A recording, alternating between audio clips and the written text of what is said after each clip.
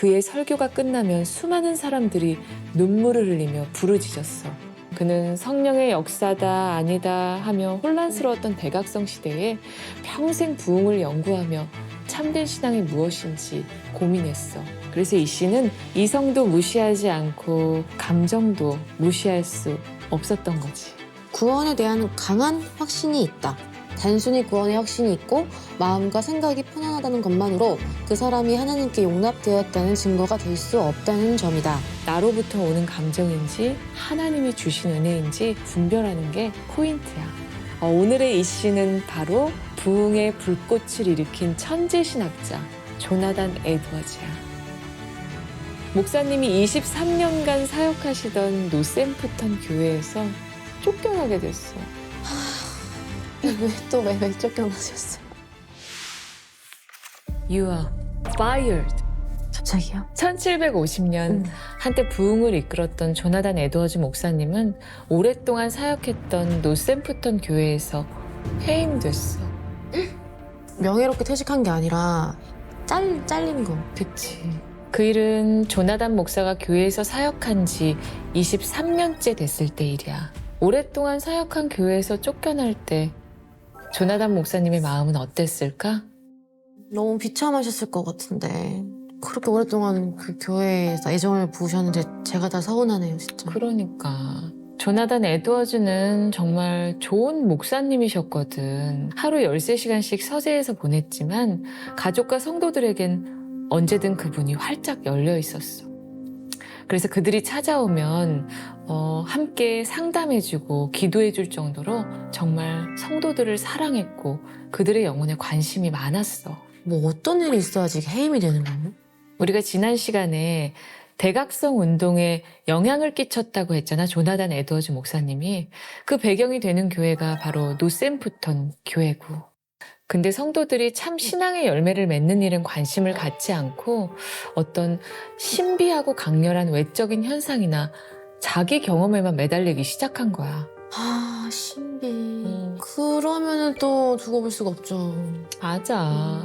그래서 목사님이 엄격한 기준을 가지고 성도들의 신앙을 검열했어.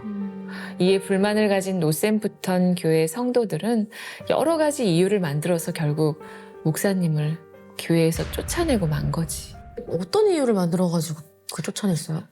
여러 가지 이유가 있었는데 그중에서도 갈등을 고조시킨 사건이 발생했어. 그게 바로 성찬식의 기준 때문이었어. 성찬식? 지금은 세례를 받고 입교한 교인들은 다 성찬에 참여하잖아. 그 당시에도 성찬식은 모든 성도들의 신앙을 고백하고 확증하는 중요한 의식이었어. 그런데 목사님이 일부 성도들이 성찬에 참여하는 것을 보류시킨 거지. 왜요? 회심하지 않았다고 생각하는 성도들을 아마 성찬에서 제외시키셨던 것 같아. 그리고는 자신이 쓴 신앙 고백문을 보여주면서 성도들마다 믿음의 고백이 담긴 감증문을 써서 스스로 검증하길 원했던 거지. 너무 힘들 것 같은데. 그러니까 조나단 목사님은 신앙 감정의 표지를 잣대로 삼아서 막 이분법적으로 성도들을 정죄하고 바꾸려고 했던 건 아니었어. 대각성 운동을 경험한 성도들이 외적인 체험에 매달리기보다 인격적인 변화에 초점을 맞추길 바라셨던 거 아닐까? 그렇긴 한데 성도들 입장에서 생각을 해보면은 성찬식 기준까지 막 그렇게 정해놓고 성도들이 좀 다 이렇게 반가워하지는 않았을 것 같아요. 맞아. 이뿐만이 아니야. 이번엔 목사님의 사례비로 태클을 걸었어. 사례비? 월급? 목사님의 당시 1년 사례비가 약 580파운드였대. 지금의 돈으로 환산해보면 100만 원이 채 안 되는 돈인 거지. 근데 아무리 300년 전이라고 하더라도 그 돈으로 1년을 살기는 사실 쉽지 않았겠지. 그리고 목사님 가정엔 11명의 자녀들이 있어서 사례비를 좀 올려달라고 요청했을 뿐인데 성도들은 목사님이 호화롭고 사치스러운 귀족 생활을 한다고 그 비용을 문제 삼았던 거야. 그 노샘프턴 교회의 성도들이 좀 이렇게 하나씩 뭔가 쌓이다 보니까 계속 이유를 갖다 붙인 것 같고, 그쵸? 보다 보니까 또 그렇게 계속 보이는 거지, 사람 마음이. 네. 맞아. 그렇게 조나단 목사님은 자신과 뜻이 맞지 않는 일부 성도들과 삐그덕거리다 결국 교회를 그만두게 돼. 아, 진짜 너무 안타깝다. 조나단 목사님은 은혜를 입고도 여전히 그리스도의 형상대로 살지 않는 성도들을 염려하면서 마지막 설교를 끝으로 그곳을 떠났어. 그럼 목사님은 어디 가셨어요? 사임하고 옮긴 곳은 미국 북동부 지역에 있는 조그만 마을 스톡브리지였어. 그곳은 모이칸족이라는 인디언들이 살고 있었는데 목사님은 그곳에 인디언 선교사로 부름받으면서 제2의 인생을 시작하게 돼. 인디언 선교사? 좀 무해지? 대각성 운동의 주역으로 탄탄대로를 걷고 있던 목사님이었는데 말이야. Edwards was conceiving of another grand treatise, which he called A History of the Work of Redemption. And in this treatise, he saw God working through time in very particular ways till the ultimate time when all of the world would be filled with the gospel. And Edwards wanted to live into that vision that he was presenting in his history of the work of redemption, and to be part of bringing the gospel to non-Christian peoples. Especially the English missionary project in New England had largely gone fallow, had gone quite silent for several decades, and it needed to be renewed. 스톡브리지로 이사 오면서 스스로에게 변화가 필요함을 느꼈던 목사님은 학문에 몰두할 수 있으면서 복음을 가르칠 수 있는 곳을 선택했어. 그런데 신기한 건 그곳에 있던 추장이 목사님이 어떤 사람인지 알고 있었다는 거야. 아니, 얼마나 유명하면은 거기 그 인디언들이 다 알고 있었어요? 그 유명세 때문에 아는 건 아니고 그 인디언 선교 사역을 위해서 그 땅에 먼저 왔던 데이비드 브레이너드라는 청년이 인디언들에게 목사님에 대한 이야기를 한 적이 있었대. 그래서 그 추장은 목사님을 기억하고 있었고 목사님을 반겨줬던 거지. 목사님은 스톡브리지에서 사역하면서 많은 변화가 있었어. 가장 큰 변화는 인디언들에게 설교할 때 설교문을 사용하지 않았대. 그리고 성경의 진리를 설명할 때는 자연에서 일어나는 예시를 사용하면서 그들과의 눈높이를 맞췄지. 그의 설교를 들은 12명의 모이칸족과 3명의 모호크족은 예수님을 영접하고 스톡브리지 교회를 다니게 됐어. 그러니까 목사님도 변하고 그 인디언들도 이렇게 좀 돌아오게 하시고 하나님의 계획이 역시 참 완벽한 것 같아요. 맞아. 조나단 목사님은 노샘프턴 사건으로 인해서 어떤 상처를 받았을 수도 있어. 하지만 목사님은 자신이 해고된 것은 하나님의 계획의 일부라고 생각했어. 우리도 때로 삶에서 막다른 골목을 만났을 때 꼭 기억했으면 좋겠어. 그곳에도 뜻밖의 은혜를 경험하게 될 거라고.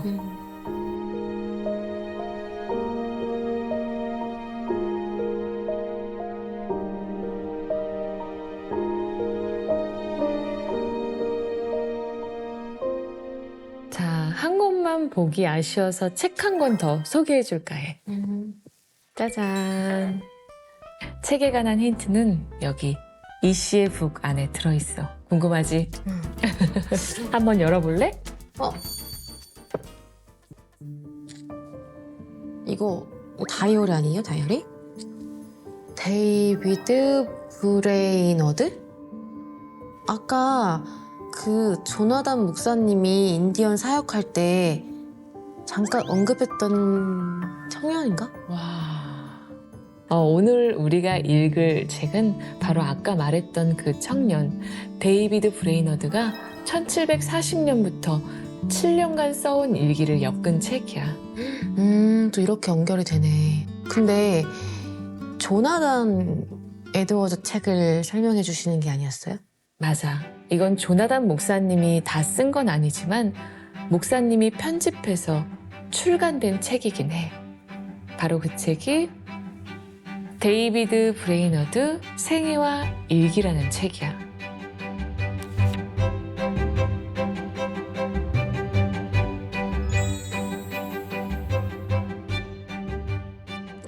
근데 왜 목사님이 한 청년의 지금 일기를 출판을 하게 된 거예요?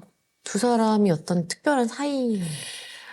두 사람은 한마디로 설명하기 어려운 관계인데 일단 브레이너드가 죽기 전 마지막 시간을 조나단 에드워즈 목사님 집에서 보낸 사이라고 해둘까? 그럼 엄청 각별한 사이 아니에요? 어쩌면 그럴지도. 근데 두 사람 사이에 대해 이야기하기 전에 우선 데이비드 브레이너드가 어떤 사람인지부터 알아야 돼. 데이비드 브레이너드는 대각성 운동을 통해 부흥을 경험한 사람 중 한 명이었어. 그리고 시간이 지나면서 브레이너드는 구원은 하나님께 있다고 전인격적으로 인정하게 돼. 그 하나님을 인격적으로 만난 거네요. 맞아. 부흥을 통해 회심한 브레이너드는 신학을 공부하기 위해 예일대에 입학했어.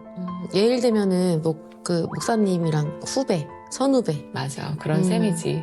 그리고 당시 대학교 3학년이었던 브레이너드는 예일대 졸업식에 갔다가 우연히 거기서 조나단 에드워즈 목사님을 만나게 돼.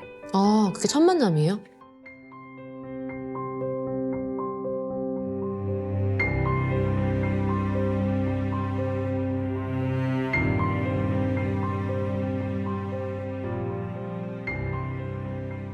그 사건? 사실 브레이너드는 이전부터 폐결핵 징후가 보일 정도로 건강이 좋지 않았거든. 그래도 꿋꿋이 공부해서 꽈탑까지 할 정도였는데 그만 교수님 뒷담화를 했다는 소문에 휘말리게 되면서 너무 억울하게 학교에서 제적을 당하게 돼. 아니, 무슨 뒷담화 했다고 제적을 당해요? 그러니까 말이야. 아마 브레이너드가 그 힘든 시기에 조나단 목사님을 만나게 된 것 같아. 그렇게 브레이너드의 이야기를 듣던 목사님은 와, 이 청년 진국이네 라고 생각하게 됐지. 브레이너드는 시간이 지나서 그 일이 인생에서 가장 수치스러운 일이었다고 말했을 정도로 힘든 시간을 보냈지만 인디언 선교의 비전을 품고 1743년 인디언들을 위한 선교사가 됐어. 그리고 그는 그토록 기도했던 그 인디언, 그 영혼들에게 얼마나 큰 애정을 갖고 선교했는지 이 책에 나와 있어. 일기 하나를 지인이가 한번 읽어줄래? 6월 24일 주일. 극도로 몸이 약했다. 거의 걸을 수도 없을 정도였다. 하지만 원주민들을 방문하고 온 힘을 다해 그들을 가르쳤다. 기독교에 많은 불만을 품고 있는 몇 사람을 붙들고 온 힘을 다해 복음을 전했다. 사역의 무게와 어려움으로 인해 몹시 힘이 들었다. 사역의 열매에 대한 내 의지와 소망은 전적으로 하나님께만 두었다. 그분만이 원주민들의 마음을 열어 기꺼이 배우도록 하실 수 있기 때문이다. 이렇게까지 아팠는데 좀 처절하기도 하고 진짜 너무 대단하시다. 맞아. 사역이 힘들고 영과 육의 싸움이 계속됐지만 여전히 브레이너드는 복음 전하는 것을 포기하지 않아.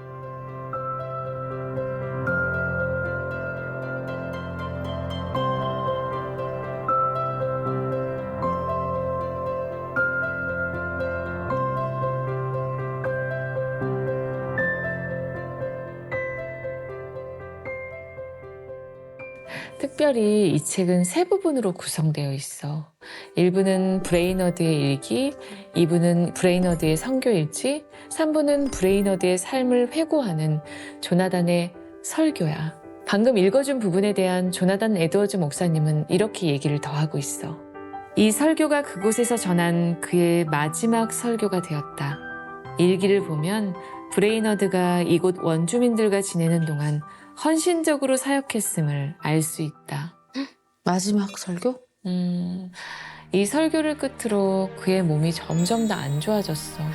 그로 인해 깊은 절망과 시리에 빠지기도 했지만 이쯤 되면 사역을 포기할 법도 한데 브레이너드는 그러지 않았어. 내 건강은 서스케하나로 갔던 최근의 힘든 여행으로 많이 악화됐다. 그 여행에서 고난과 피로와 싸울 수밖에 없었다. 마음도 사역이 열매를 거두지 못하는 것을 보며 깊은 낙담에 빠졌다. 하나님이 나를 원주민의 도구로 사용하실 것이라는 소망을 가질 수 없었다. 그래서 선교 사역을 포기하는 것에 대해 진지하게 생각해 보기 시작했다. 이런 마음으로 먼저 크로스윅성의 원주민들을 찾아갔다. 그 지역에 많은 원주민들이 있다는 말을 들었기 때문이다. 비록 마음이 극도로 침체돼 있었고 사역의 성공을 거두리라는 소망도 갖기 어려웠지만 그들의 회심을 위해 노력하는 것이 내 의무라고 생각했다. 그러나 바로 그때가 하나님께서 영광스러운 일을 시작하시는 때였다. 나는 그 일을 통해 비록 어둠과 낙담 속에 깊이 빠져 있더라도 의무의 길을 따르는 것이 옳다는 것을 알게 됐다. 브레이너드는 병마와 싸우며 내가 아무것도 할 수 없을 때 하나님께서 일하신다는 것을 온전히 믿었던 거야. 그래서 고통스러워하면서도 인디언들이 있다는 곳을 찾아가서 전도 여행을 다녔던 것 같아. 그렇게 모든 체력을 소진할 때까지 인디언들과 함께 예배를 드렸어. 인디언들을 위해서 정말 끝까지 헌신을 하셨네요. 그렇게 병이 더욱 깊어지자 받아줄 곳이 없었던 브레이너드를 받아준 사람은 바로 조나단 에드워즈 목사님이었어. 그곳에 머무는 동안 그를 극진하게 돌봐준 사람은 목사님의 딸 제루샤였지. 두 사람은 좋은 감정을 나눴지만 끝내 결혼식을 올리진 못했어. 그리고 1747년 가을 브레이너드는 29살의 한창 나이로 하나님의 곁으로 가게 돼. 29살이면 너무 어린 나이인데. 그러게. 조나단 목사님은 브레이너드가 순교하자 이렇게 얘기했어. 그가 죽었지만 여전히 말하고 있다. 그러면서 브레이너드의 심경이 담긴 일기가 부흥의 도구로 쓰임받기를 원하셨어. 목사님은 그의 일기를 편집하고 일부 자료를 추가하는 수고를 마다하지 않았고 소천한 지 2년 후 이 책을 세상에 내보냈어. 그리고 지금까지 한 번도 절판된 적이 없을 정도로 많은 이들에게 읽혔어. 지난번에 소개됐던 짐 엘리엇도 이 책을 읽고 선교에 헌신하게 됐다고 해. He saw in Brainerd a model of, first of all, evangelical piety, but also a model of self-sacrifice, right? So he brings those together, and he wants to present Brainerd as kind of an example or a model. He wants to show what Brainerd is experiencing during his time with the natives. And Brainerd's diary, the publication of that, has a great influence on the mission movement. And it's said that there wasn't an American missionary, foreign or domestic, who didn't have a copy of the life of David Brainerd in his saddlebag or in his trunk. 오늘 데이비드 브레이너드 생애와 일기를 신앙 감정론과 함께 소개한 이유가 있어. 또 이 책끼리 연관성이 있구나. 맞아. 신앙 감정론이 올바른 신앙의 기준을 제시하는 이론편이었다면 데이비드 브레이너드 생애와 일기는 실전편 같다는 생각이 들었거든. 이론과 실전? 조나단 에드워즈는 데이비드 브레이너드에 대해서 신앙 감정을 몸으로 보여준 인물이라고 평가하고 있어. 그중 한 부분을 읽어볼게. 브레이너드 목사의 내면적 경험이 건전하고 놀라웠듯이 그의 외적 행동과 습관도 그에 합당한 것이었습니다. 그는 평생 진정으로 그리스도를 위해 자신의 모든 것을 팔고 온전히 하나님께 헌신한 자로 살았습니다. 조나단 목사님은 브레이너드가 대각성 운동 시대에 부흥을 경험한 사람으로서 회심 후 삶을 어떻게 살았는지에 주목하셨어. 브레이너드의 일생 자체가 조나단 목사님이 그토록 애타게 찾고 외쳤던 참된 신앙을 갖춘 그리스도인의 삶이었던 거지.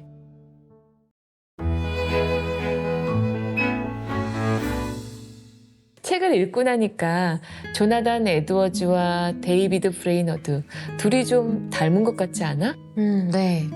뭔가 두 분 다 하나님을 따르고 영혼을 이렇게 사랑하면은 이렇게까지 섬길 수 있구나 하는 걸 좀 보여주시는 분들인 것 같아요.